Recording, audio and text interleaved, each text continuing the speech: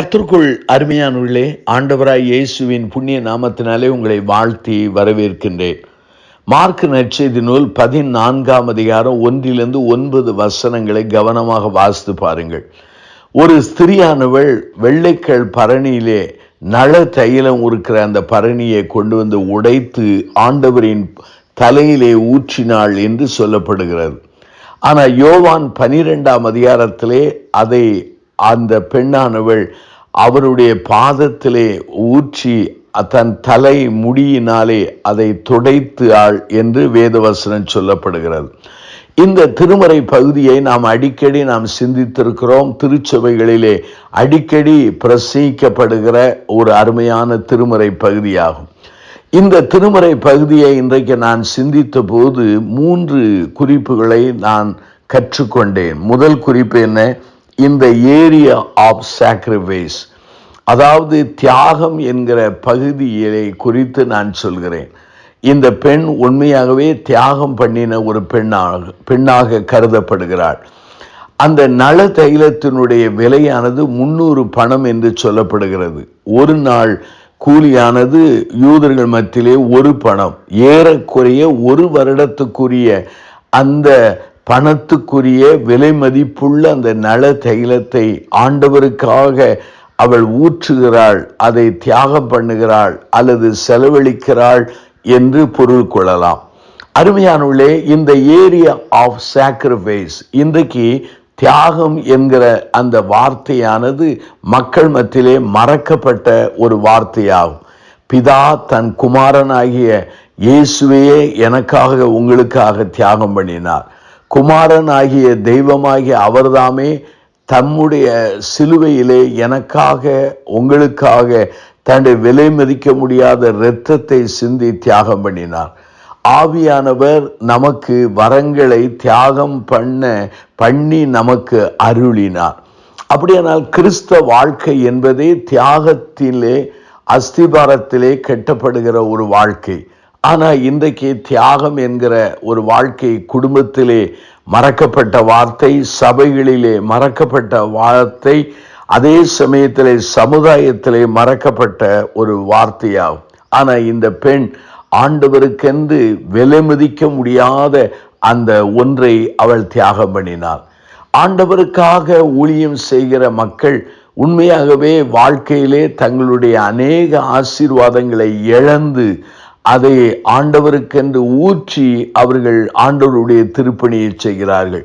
குறிப்பாக வட இந்தியாவிலே மிஷனரி ஊழியம் செய்கிற மக்கள், ஏன் எல்லா பகுதிகளிலும் ஏதாவது ஒரு கோணத்திலே ஊழியம் செய்கிற மக்கள் ஏதாவது ஒன்றை தியாகம் பண்ணித்தான் ஆண்டவருக்கென்று வருகிறார்கள்.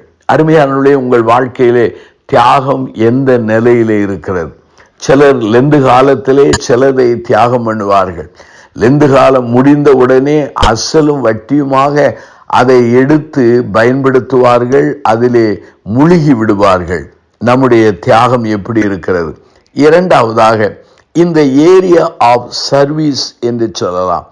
ஆண்டவராய் இயேசுவானவர் சொல்கிறார், இயேசு அவர்களை நோக்கி 6வது வாக்கியத்திலே, அவளை விட்டுவிடுங்கள், ஏன் அவளை தொந்தரப்படுத்துகிறீர்கள்? என்னிடத்தில் நற்கிரியை செய்திருக்கிறாள் என்று சொன்னார்.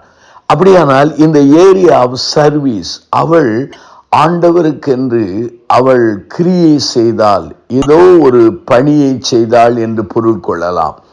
அருமையானவர்களே, யூதர்கள் மத்தியிலே பழைய காலத்திலே ஒரு மதிப்பு நிறைந்த ஒரு மனிதர் தன் வீட்டுக்கு வருவார்கள். ஆனால் அவர்கள் பயன்படுத்தின அந்த கண்ணாடி பாத்திரங்களை அவர்களை கனம் பண்ணும்படி அதை உடைப்பார்கள். அப்படியும் பொருள் கொள்ளலாம். இரண்டாவதாக, இன்னொரு காரியம் என்னவென்று சொன்னால், ஒரு மனிதன் அடக்கம் பண்ணப்படும் போது இந்த நள தைலத்தை பூசுவார்கள் என்றும் அங்கு பழக்கம் இருந்தது.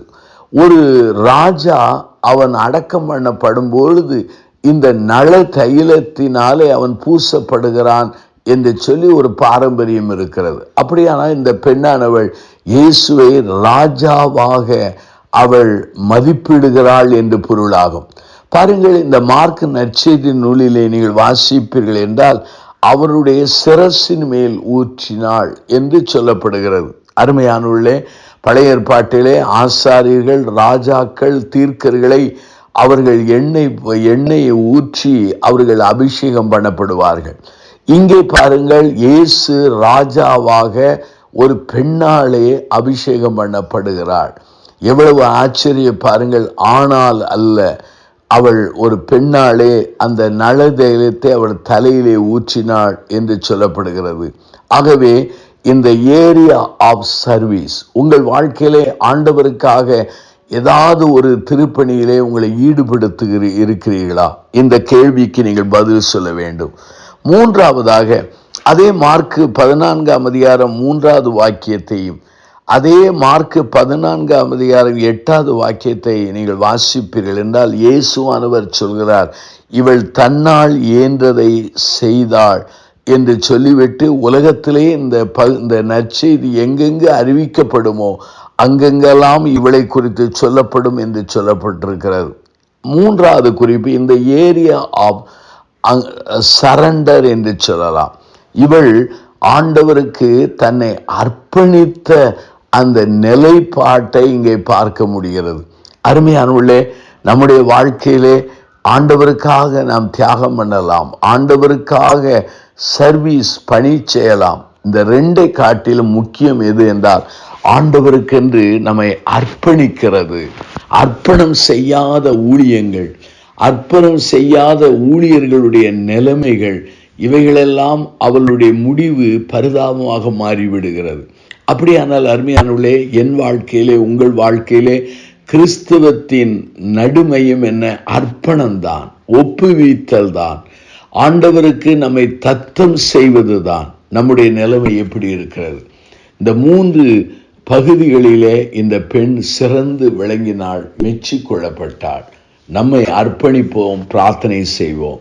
அன்பின் ஆண்டவரே, இந்த நல்ல நாளுக்காக நாங்கள் நன்றி சொல்கிறோம். இந்த செய்தியை கேட்ட மக்களை ஆசீர்வதியும். எங்களுடைய வாழ்க்கையிலே தியாக பகுதியிலே, திருப்பணி செய்கிற பகுதிகளிலே, அதே போல ஆண்டவரே எங்களுடைய வாழ்க்கையிலே அர்ப்பணத்திலே நாங்கள் உறுதியாய் நிற்க பிறந்தால், இயேசுவின் நாமத்தில் ஜெபிக்கிறோம் பிதாவே.